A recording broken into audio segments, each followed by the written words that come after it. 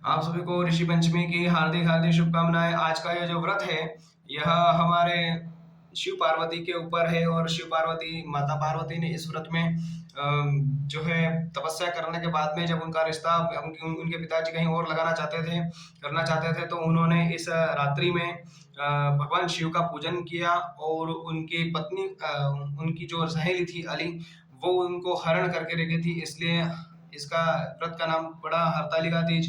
हरतालिका तीज में हमको नियम सबसे ज्यादा ये रखना है कि भोजन इसमें स्त्रियां नहीं करें, इसको उपवास के तौर पर करना है, केवल पानी पीकर इसमें रहें, किसी प्रकार का अन्न सेवन नहीं करना है, किसी प्रकार का कुछ भी फल वगैरह नहीं खाना है।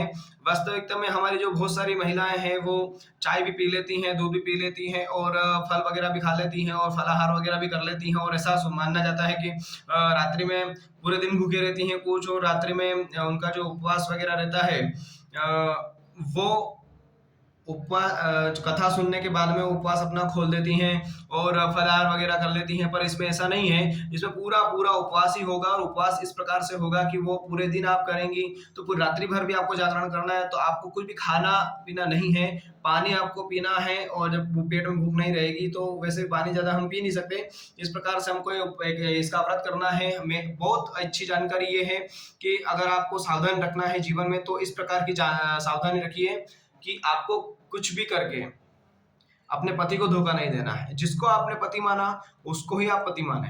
अगर आप सुहागन है तो ये, और अगर आप की शादी नहीं हुई है तो आप जिस वर को आप चाहती हैं वही आपको वर वर प्राप्त हो, या जो आपको वर प्राप्त हो उसको ही आप अपना सब कुछ माने। क्योंकि यहाँ पर बहुत सारी मिसअंडरस्टैंडिंग और जीवन में बहुत सारी गलतफहमियां होने के कारण या झगड़े होने के कारण या मतभेद होने के कारण या मन नहीं मिलने के कारण बहुत सारी लड़कियां अपने पति को तलाक दे देती हैं या उनको छोड़कर चली जाती हैं या उनसे कलह करती हैं।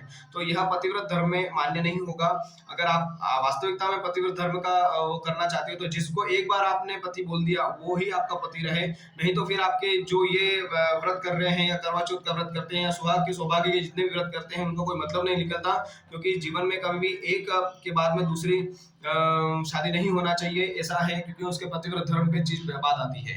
और हमारे हिंदू सनातन धर्म में पुराने समय में तो विवाह विच्छेद का कोई शब्द ही नहीं था। क्योंकि ये विवाह विच्छेद का जो शब्द है वो ईसाइयों के और मुसलमानों के उसमें से आया है, क्योंकि वही विवाह का विच्छेद कर सकते थे। हमारे यहाँ तो बाल विवाह करने के बावजूद भी जो बड़ी हो जाती थी या किसी प्रकार से मृत्यु भगवान ने चाहे उसकी मृत्यु हो जाती थी तो पिता के घर रहती थी, आजीवन भाई के या पति के पिता के संरक्षण में रहती थी, परंतु किसी प्रकार की दूसरी शादी नहीं करती थी। यदि हम ये चाहते हैं कि हमारे सारे व्रत हमको अच्छी प्रकार से हमको फलदायी हों, तो आपसे एक निवेदन है, उन कन्याओं से, उन बालाओं से, उन महिलाओं से और उन स्त्रियों से जो जगत जननी आदि शक्ति का स्वरूप है, उन सभी से निवेदन है कि अपने पति को सर्वस्व माने। जिसको एक बार आपने पति बोल दिया उसको कभी छोड़े नहीं।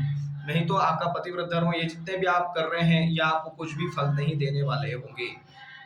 आइए हम आपसे विदा लेता हूँ। आपका भाई, आपका बेटा मनीष वैष्णव।